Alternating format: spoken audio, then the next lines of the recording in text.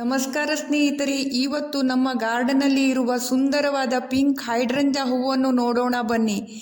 ಇದು hybrid pink ಹೈಡ್ರಂಜಾ plant. ಇದರ ಹೂಗಳು ತುಂಬ ದೊಡ್ಡದಾಗಿ ಮತ್ತು ಸುಂದರವಾಗಿ ಕಾಣುತ್ತೆ, ನೀವು ನೋಡ್ಬೋದು.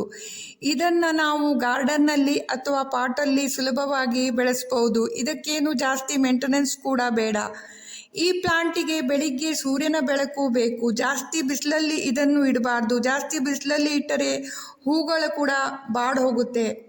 ಇದಕ್ಕೆ ಮಧ್ಯಾಹ್ನದ ಸ್ವಲ್ಪ ನೆರಳು ಸಿಕ್ಕಿದರೆ ಮತ್ತೂ ಚೆನ್ನಾಗಿ ಬೆಳೆಯುತ್ತೆ. ಹೈಡ್ರಂಜಾ ಪ್ಲಾಂಟಿಗೆ ನೀರು ತುಂಬ ಮುಖ್ಯ ಮತ್ತು ಮಣ್ಣು ಯಾವಾಗಲೂ ಸ್ವಲ್ಪ ತೇವವಾಗಿ ಇರಬೇಕು. ಪ್ರತಿದಿನ ಸ್ವಲ್ಪ ನೀರು ಕೂಡ ಹಾಕಬೇಕು. ಆದರೆ ಹೆಚ್ಚು ನೀರು ಕೂಡ ಹಾಕಲಿಕ್ಕೆ ಹೋಗಬಾರ್ದು. ಹೆಚ್ಚು ನೀರು ಹಾಕೋದ್ರಿಂದ ಗಿಡಕ್ಕೆ ಹಾನಿಯಾಗುವ ಸಂಭವ ಕೂಡ ಇರುತ್ತೆ. ಪ್ಲ್ಯಾಂಟ್ ಚೆನ್ನಾಗಿ ಬೆಳೆಯಲು ಒಳ್ಳೆಯ ಮಣ್ಣು ಬೇಕು. ತಿಂಗಳಿಗೆ ಒಂದು ಸಲ ಆರ್ಗಾನಿಕ್ ಗೊಬ್ಬರವನ್ನು ಹಾಕಿ. ಆರ್ಗಾನಿಕ್ ಗೊಬ್ಬರ ಹಾಕೋದ್ರಿಂದ ಹೂಗಳು ಕೂಡ ಚೆನ್ನಾಗಿ ಬರುತ್ತೆ. ಸರಿಯಾಗಿ ಕಾಳಜಿ ತಗೊಂಡರೆ ಈ ಪ್ಲಾಂಟು ತುಂಬ ಹೂಗಳನ್ನು ಕೊಡುತ್ತೆ. ಫ್ರೆಂಡ್ಸ್, ನಿಮಗೆ ಈ ಹೂವು ಇಷ್ಟ ಆಗಿದ್ದರೆ ಲೈಕ್ ಮಾಡಿ ಮತ್ತು ನಮ್ಮ ಚಾನಲ್ಗೆ ಸಬ್ಸ್ಕ್ರೈಬ್ ಮಾಡೋದನ್ನು ಮರೆಯಬೇಡಿ. ಧನ್ಯವಾದಗಳು ಸ್ನೇಹಿತರೆ.